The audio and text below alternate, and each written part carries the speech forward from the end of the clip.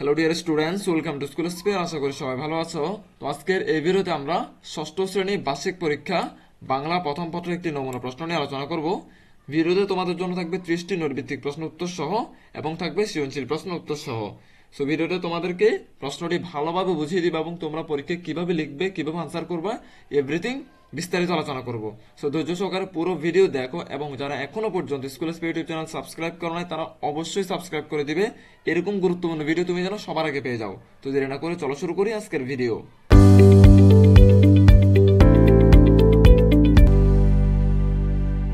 পরীক্ষার শুরুতে তোমাদেরকে একটি নৈর্ভিত্তিক প্রশ্ন দিয়ে দিবে, যেখানে থাকবে 30টা নৈর্ভিত্তিক প্রশ্ন বা টিক চিহ্ন।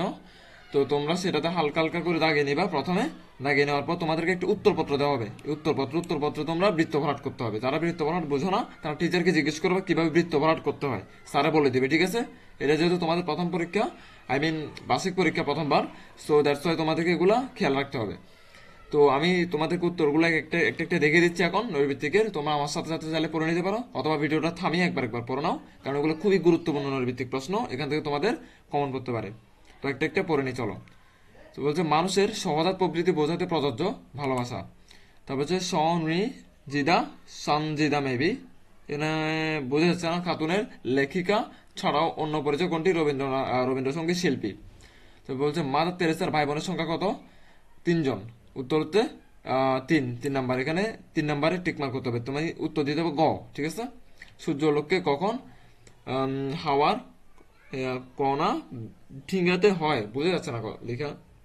উত্তর হচ্ছে দুপুরে। তারপরে 5 নম্বর উদ্দীপকটা পড়ার এটাকে বলে উদ্দীপক। এই যে দেখো, এটাকে বলে উদ্দীপক। উদ্দীপকটা পুরো পড়বা। পড়ে এবার তুমি 5 নম্বর 6 নম্বর প্রশ্ন উত্তর দিবে। এটা 5, এটা 6। বোঝা যাচ্ছে না? উদ্দীপকের আকাশ প্রবন্ধের সাথে কোন দিক সাদৃশ্যপূর্ণ? সাদৃশ্যপূর্ণ মানে হচ্ছে মিল। উত্তর হচ্ছে বিজ্ঞান চেতনা। উদ্দীপকের অপরচুনিটি আকাশ প্রবন্ধের যে বিষয়ের ইঙ্গিত দেয় সেটা হচ্ছে যে 1, 2, 3 বিজ্ঞানের শক্তি, মানুষের ইচ্ছা এবং নতুনকে জানার আগ্রহ। তিনটা উত্তর হচ্ছে এই তিনটা। এই জন্য যেহেতু তিনটা উত্তর একসাথে, এই জন্য আমরা এখানে ঘ নম্বরে মার্ক করছি। মানে ঘ নম্বর মানে 1, 2, 3। ক্লিয়ার? তারপর হচ্ছে 7 নম্বর উত্তর হচ্ছে গ নারায়ণগঞ্জ। আমি পড়তেছি না, লেট হয়ে যাবে, তোমরা পড়ো নাও। 8 নম্বর হচ্ছে নৌকা। এরপরে উপরে যদি আসি আমি আবার, এই যে 9 নম্বর হচ্ছে কাঠের। 10 নম্বর হচ্ছে ক বহরে ছোট। 11 নম্বর হচ্ছে হরিণের মাংস। 12 নম্বর হচ্ছে যে তিল পল্লব। 13 নম্বর হচ্ছে পূর্ব পাকিস্তান। 14 নম্বর হচ্ছে গ্রাফিতি। 15 নম্বর হচ্ছে লেখক। 16 নম্বর হচ্ছে যে রসুলপুর। এরপরে দেখা যাচ্ছে কিনা। ওকে, 17 নম্বর পড়ার আগে তোমাকে আগে এখান থেকে উদ্দীপকটা পড়তে হবে। পড়ার পর উদ্দীপকের সাথে তোমার কি কি মিল আছে আসমানি কবিতার সেটা লিখতে হবে।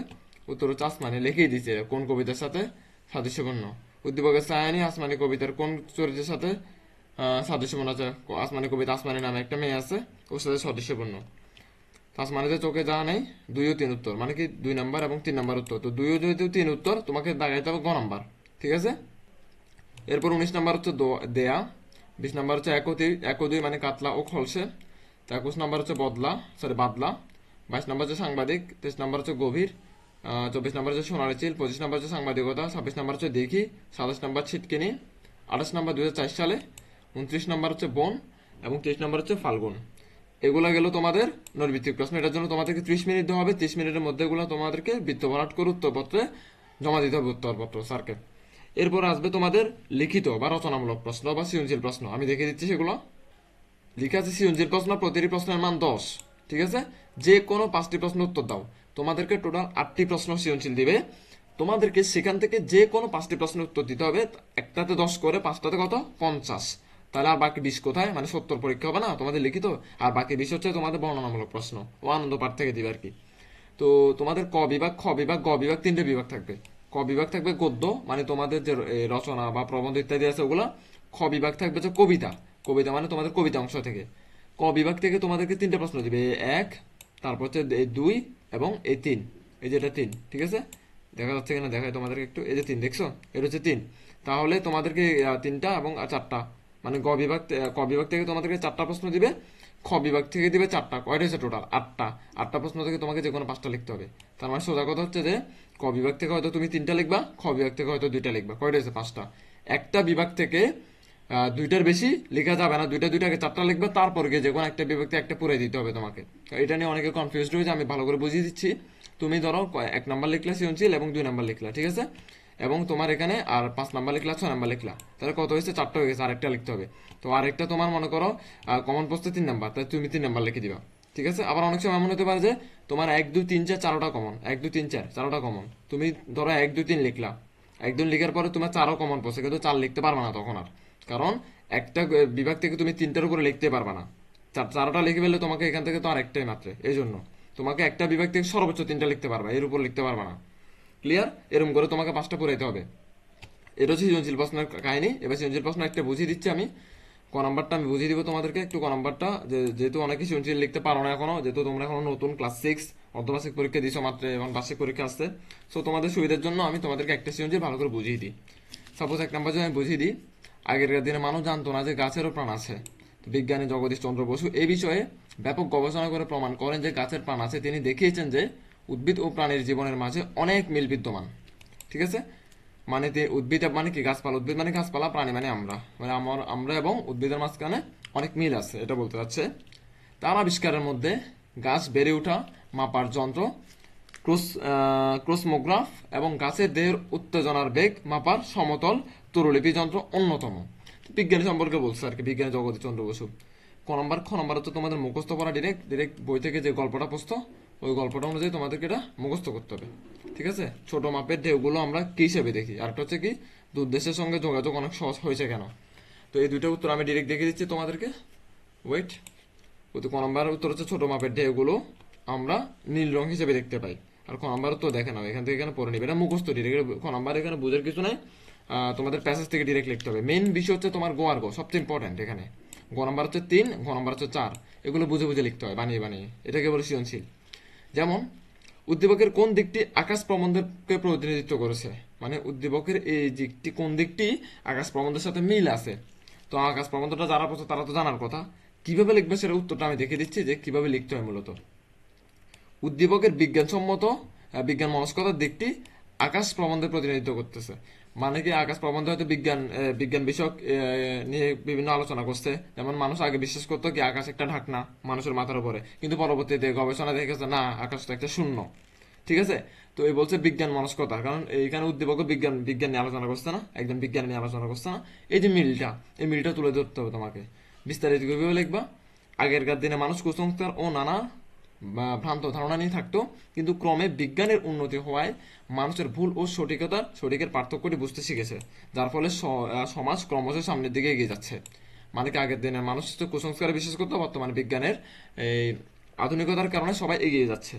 ঠিক আছে। এটা হচ্ছে যে আমার কথা, মানে আমাদের প্যাসেজের কথা বা আমাদের কথা। এরপরে তুমি এটা লেখার পরে একটা পয়েন্ট দিয়ে সুন্দর করে আরেকটা পয়েন্ট এবার উদ্দীপকের কথা লিখবা। উদ্দীপকে গাছের প্রাণ আবিষ্কারের মধ্য দিয়ে আগেরকার দিনে মানুষের গাছ সম্পর্কে যে ভ্রান্ত ধারণা ছিল তা দূর হয়ে গেছে। ঠিক আছে। মানে উদ্দীপকে গাছের যে প্রাণ আবিষ্কার করছে জগদীশ চন্দ্র বসু, হ্যাঁ আমাদের বিজ্ঞানী বাংলাদেশের, তো তো আবিষ্কার করার মাধ্যমে এটা ক্লিয়ার হয়েছে সবাই যে গাছেরও প্রাণ আছে। গাছের কি আছে? প্রাণ আছে, মানে গাছও বড় হয়, গাছেরও প্রাণ আছে, গাছও খাইতে পারে, তাই না?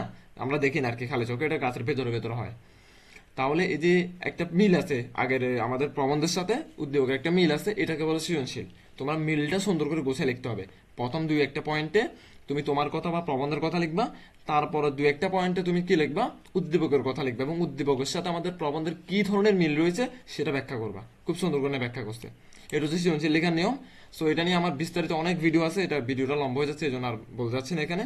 তোমরা আগের ভিডিওগুলো অবশ্যই দেখে নিবে যদি প্রয়োজন হয় আর কি তোমাদের। সো উত্তরটা ভালো করে এখান থেকে পড়ো না।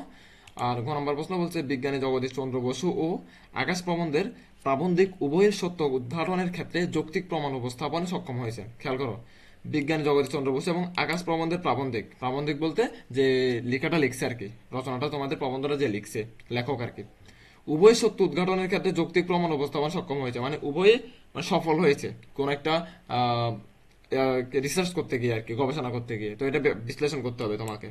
তো দেখে নি উত্তরটা। বলছে বিজ্ঞানী, একটু জুম করে নি, বিজ্ঞানী জগদীশ চন্দ্র বসু ও আকাশ প্রবন্ধের প্রাবন্ধিক উভয় সত্য উদ্ঘাটনের ক্ষেত্রে যৌক্তিক প্রমাণ উপস্থাপনে সক্ষম হয়েছেন। মন্তব্যটি যথার্থ।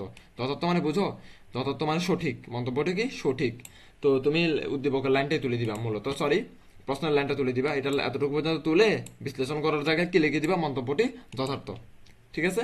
এরপরে ওই আগের মতো 2-1টা পয়েন্ট, মানে 3 লাইনে একটা পয়েন্ট দিবা। মানুষ অনেক সময় নিজের অনুমান করে অনেক রকম ভুল ধারণা করে থাকে। অনেক কুসংস্কারে বিশ্বাস করে ইত্যাদি হাবিজাবি লিখবা। লিখার পরে এইবার উদ্দীপকের কথা লিখবা এবং প্রবন্ধের মিলটা লিখে দিবা। দেখছো, উদ্দীপকের বিজ্ঞানী জগদীশ চন্দ্র বসুর গাছের প্রাণ আবিষ্কারের বিষয়টি প্রকাশিত হয়েছে। জগদীশ চন্দ্র বসু বিজ্ঞানকে কাজে লাগিয়ে মানুষের ভুল প্রমাণিত করতে পেরেছেন। তিনি গাছের বেড়ে ওঠার মাপার যন্ত্র এবং গাছের উত্তেজনার বেগ মাপার সমতল তরুলিপি যন্ত্র আবিষ্কারের মধ্য দিয়ে তার চিন্তার যৌক্তিকতা দেখিয়েছেন। দেখছো, এটা পুরোটা উদ্দীপক লিখে দিছে, তবে একটু গুছিয়ে লিখছে। উদ্দীপক যেভাবে লিখছে হুবহু এরকম লিখে নাই, তোমাকে এইভাবে গুছিয়ে লিখতে হবে। উদ্দীপক হুবহু তুলে দেওয়া যাবে না। এরপরে এতটুকু থেকে এতটুকু উদ্দীপক লিখতে না, খেয়াল করো।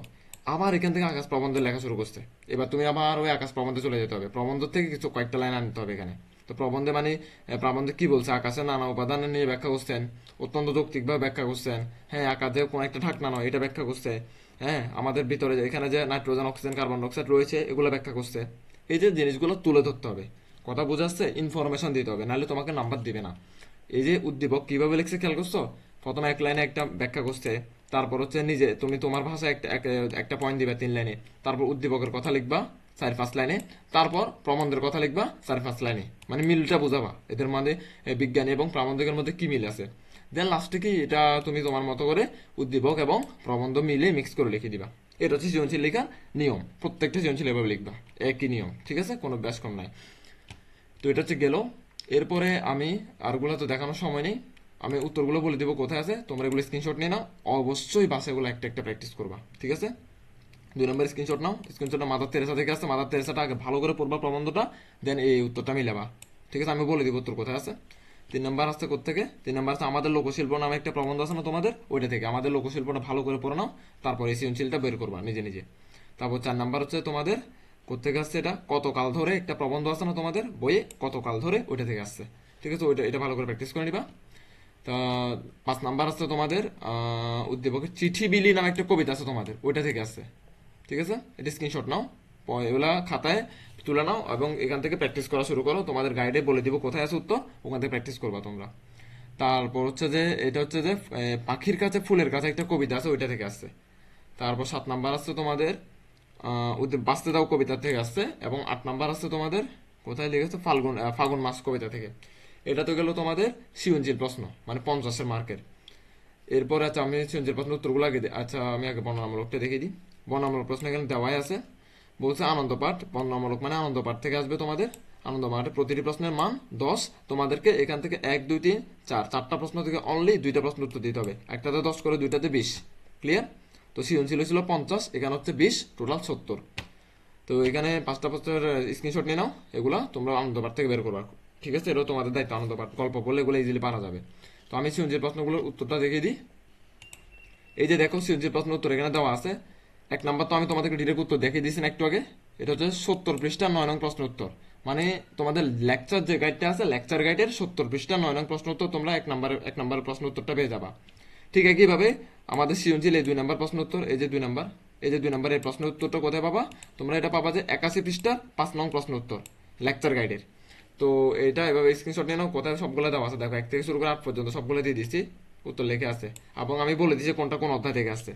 তো যাদের কাছে গাইড নেই তারা কি করবা, তারা অবশ্যই এই ভিডিওটা সবার কাছে শেয়ার করবা, এবং এই ভিডিওতে তোমরা মিনিমাম 2000 লাইক এনে দিবা। 2000 লাইক যদি ভিডিওতে আনতে পারো, তোমাদেরকে সম্পূর্ণ ফ্রিতে আমি গাইডটা দিয়ে দিব।